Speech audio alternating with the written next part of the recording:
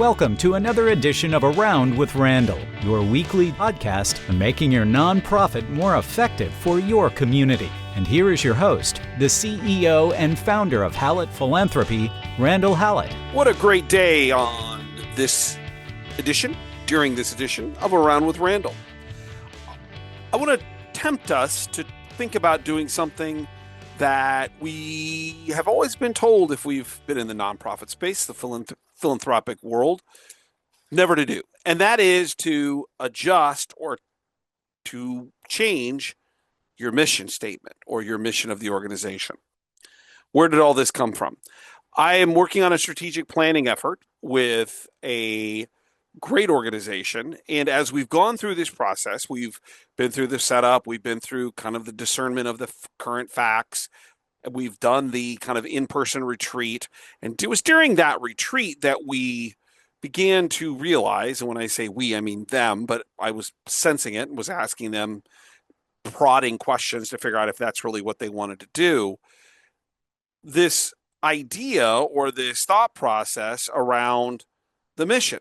And what was occurring in the conversation as they were brainstorming about what were the initiatives that were going to be a priority, they came to the conclusion that the mission as it's stated actually really doesn't describe where they're going to go.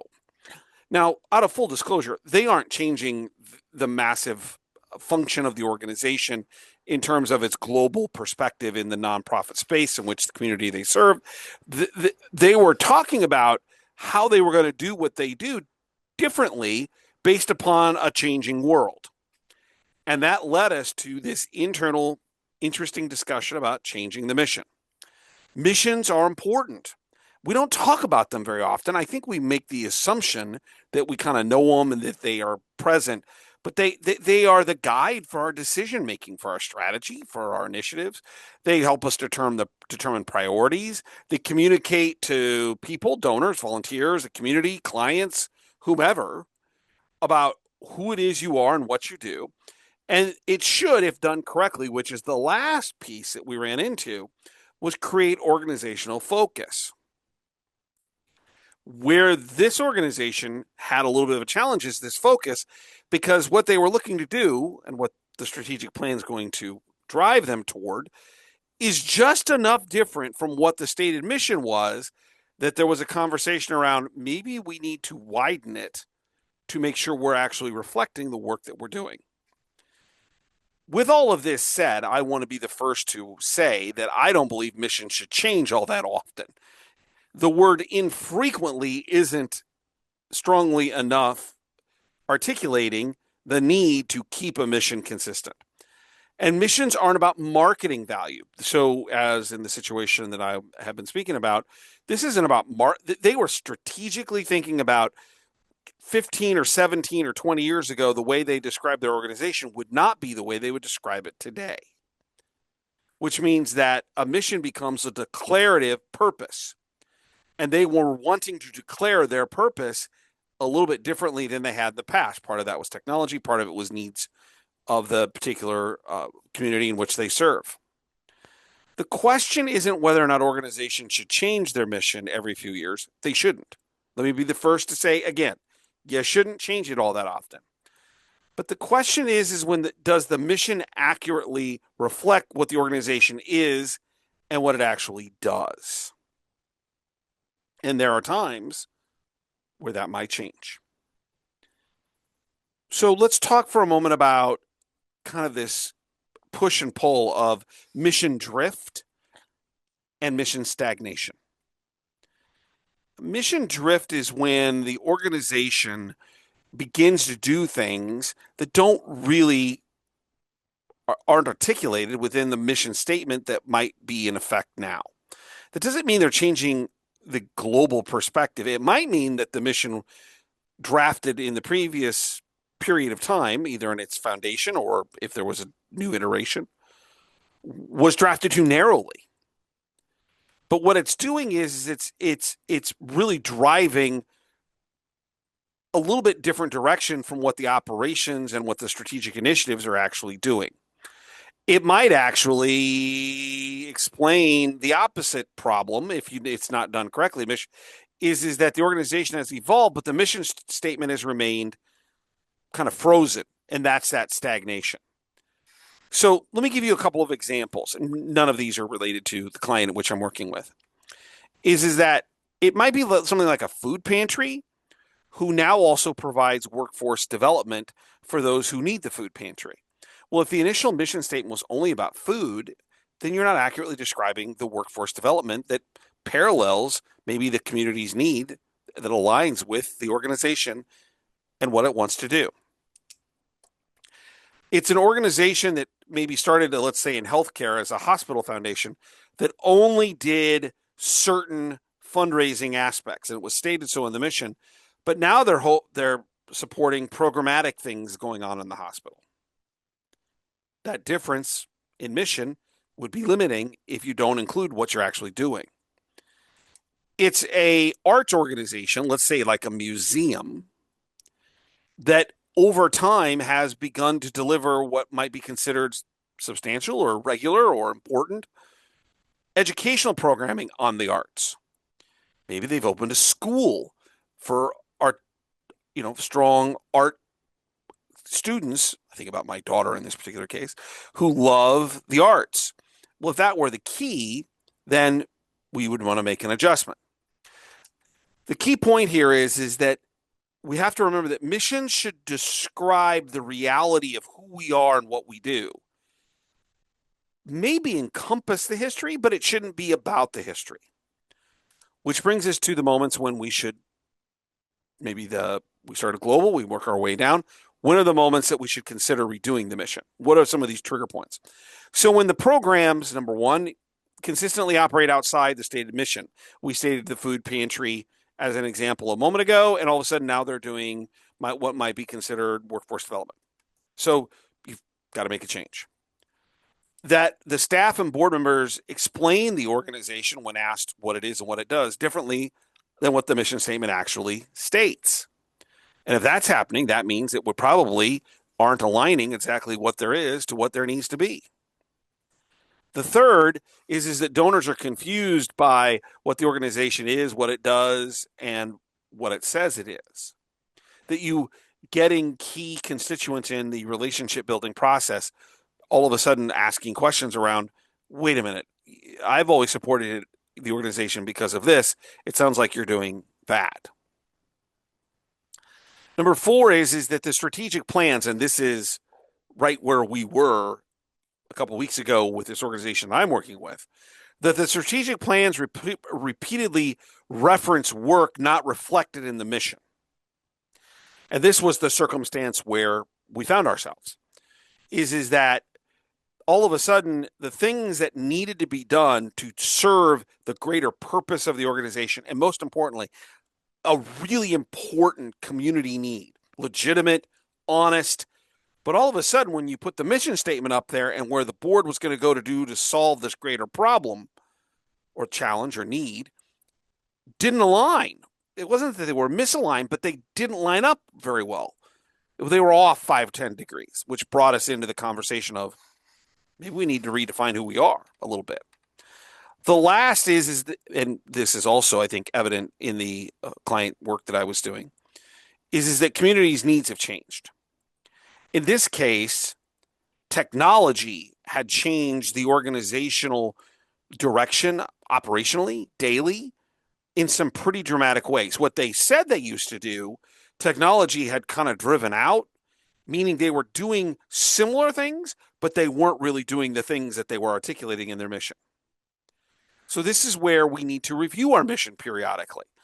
And I'm talking about over decades. If you're reviewing your mission, let me go back. I want to be very clear. I don't want to be accused of saying something I didn't mean. If you're reviewing your mission and making adjustments every year, that's not what we're talking about here. It should only be changed when there's a compelling reason, when one of these 5 things or 2 of these or 3 of these 5 things appear, that there's a misalignment. And if the signs are there, that really the question then is, how do we make these changes? And this brings us to the tactical piece, which we do every week on Around with Randall. 5 tactical, practical things that would be a part of adjusting your mission. How should you do this? So let's assume that as you've looked at what you do, maybe it came up in the alignment of a strategy session, maybe it came up in goals for an annual, evaluation or development of annual tactical plans. They're not aligning.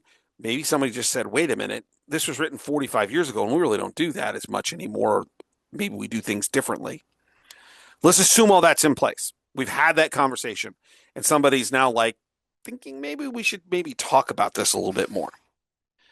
So let's start with recommendation number one.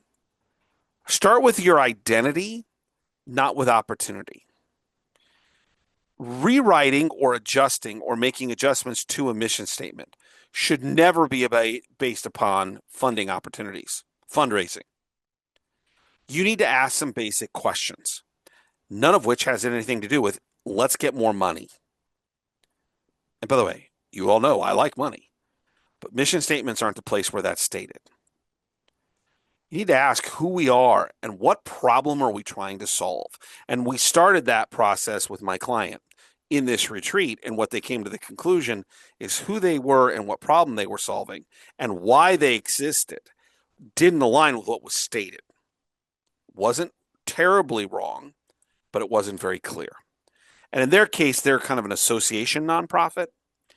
What was happening is people were getting confused as to what they really were doing. And as the organization, rightfully so, great strategic planning process, not because I was leading it, but because they were highly engaged, they began to realize that the reason they exist and the problems they were trying to solve and who they had become weren't what they were 20 years ago based upon technology and the needs of the community. Purpose, mission should drive revenue streams, philanthropy, fundraising, membership, whatever, not the reverse. If you're letting funding drive purpose, then you're really not being true to anything, because as soon as the funding changes, you'll change. So, number one, start with identity, not opportunity. Number two is to really study what the organization actually does. And that's where we were with my client and what we spent some time kind of unplanned, but during the strategic planning process talking about. They began to look at the programs and the services and the outcomes, but most importantly, the resource allocation. This is a smaller nonprofit. This is not one with a 50 people staff, per person staff. And we began to talk about it. Was part of the kind of the pre-session of what I tend to do in strategic planning, about getting the staff to talk about what they do on a daily basis.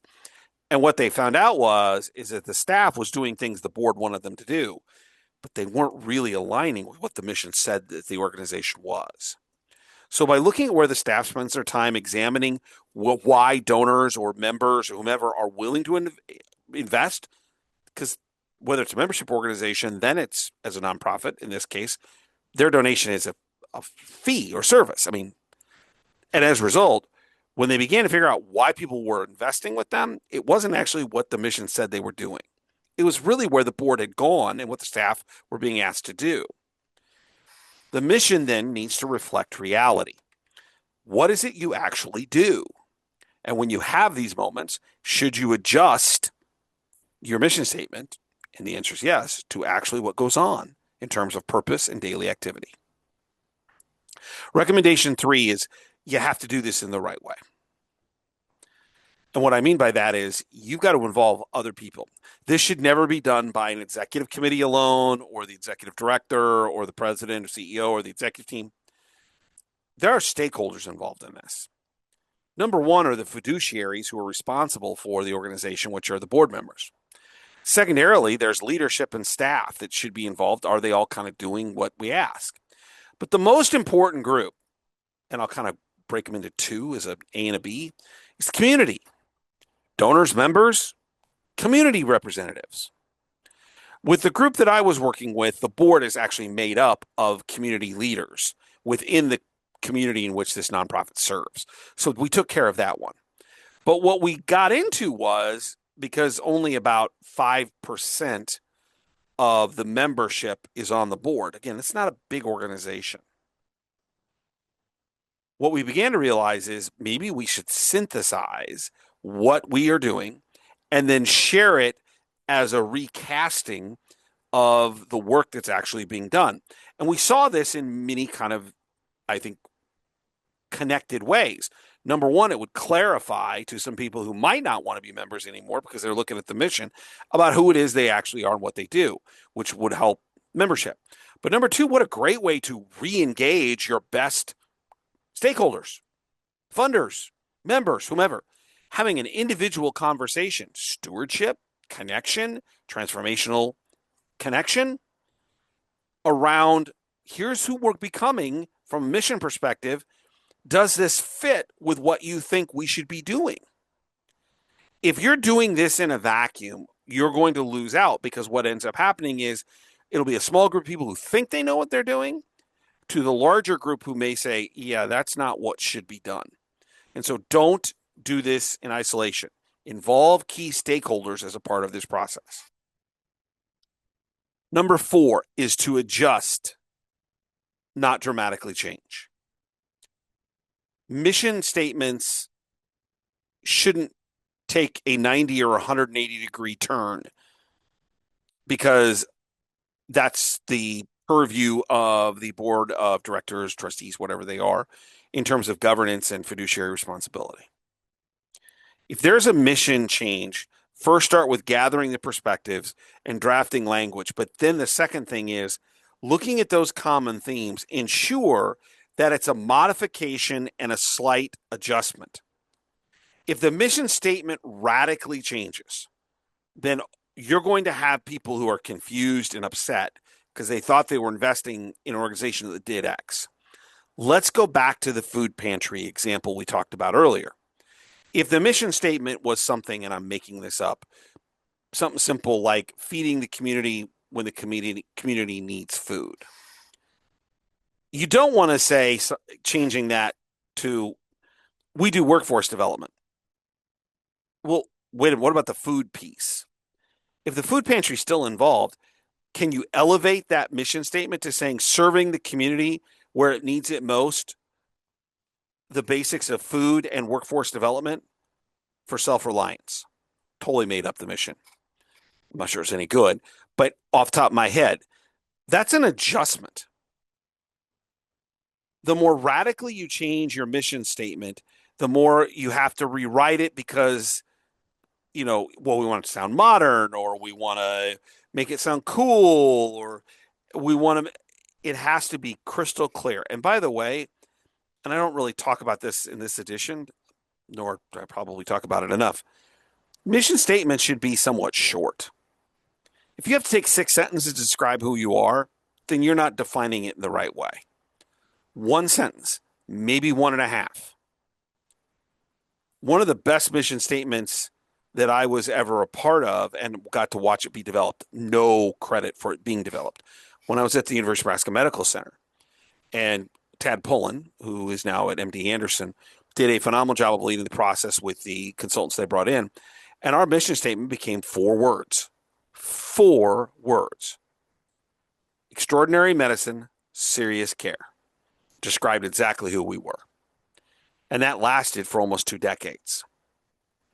So if you're making your mission statement adjustments, longer isn't better. Actually, shorter is better and more descriptive in terms of who you are and what you do. The last thing I would recommend is to test it. And what do I mean by test it? Well, 2 things. Number 1, who you test it with, and how you test it being the second.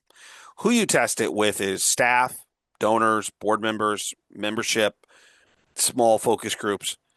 How you test it is to give it and say, what does that tell you about who we are and what we do? And if they come up with the things that you are actually intending to do, or the things you do now, then your mission statement probably pretty much aligns with what's going on. Another way to look at it, can the board use the mission statement to drive short and long-term strategy? And that was a disconnect in my client's case, because what they said they were doing actually were not strategic initiatives at all. And these were really high quality, 3 to 5 year strategic opportunities for them to really grow and do better and greater work within the same place that they were before. But the mission didn't describe those things. Can the board make decisions that fit under what the mission's articulating the organization's about? And does it clearly describe what you're trying to accomplish? when you do this testing, if it doesn't quite come up correct or aligned, don't be afraid to redo it a little bit. Don't be afraid to adjust it, rewrite it, refine it, redefine it, but come to something that actually makes sense. So this testing idea before going public is really important to make sure what you think you're saying is actually what people are hearing. 5 tactical things if you get into the situation where the mission statement is just a little bit off. Number 1, start with identity, not opportunity. It's not about the money. Number 2, study what you actually do that reflects what you're trying to say. Number 3 is involve others in this, the key members, the key donors, the key community leaders that are important as make them feel a part of. By the way, what a great stewardship opportunity to say, we need your help. Number 4 is adjust slightly, carefully, but not dramatically. Your organization shouldn't be making a large change. And number 5, test it with others to make sure what you say or what you think you're saying is actually what's being heard. Mission work is about stewardship. It's a guidance of the ability for you to explain who you are and why you're important in making a difference in the community. Don't forget that leadership is a temporary caretaker of the organization's mission. That it probably existed, leaders being the board, executive leadership, all existed before people got there, and it's certainly, if done correctly, going to exist well after they're gone. So the goal is not to leave a personal imprint. It's about to ensure that the mission, if it's adjusted, remains accurate, relevant, and useful to describe who you are and what you do. The strongest organizations, strongest nonprofit organizations in our community are not the ones that never change. They're the ones who know that the core of who they are probably doesn't change, but the way in which they do it might adjust. And that a mission shouldn't be stable enough, or should be, stable enough to really provide a really quality idea of direction and flexibility based in reality. And that when you have those things, a mission statement comes alive. When you have direction and flexibility based in reality, what you have is something that really extols the virtues of why you're there and what it means, what value you bring, why people should be engaged with you. And at the end of the day, it's a true statement of the purpose of what you're trying to get to in the future. I'm, again, not a proponent of changing the mission statement very often, but it does occur. And when it does, if you follow some of these steps, I think what it will do in the right kind of conversations with the right process, allow your organization to reflect the work that you do through the most important statement that you make, your mission, and what you're trying to accomplish to make the community a better place. Don't forget to check out the blogs at Hallett Philanthropy, 2 per week. Write about all kinds of things. You get an RSS feed. That's Hallett Philanthropy /blogs. And if you'd like to reach out to me, it's podcast at hallettphilanthropy.com. People will tell you that things are a little topsy-turvy right now if you just ask the question. Little unstable. There's a lot of things going on in the world.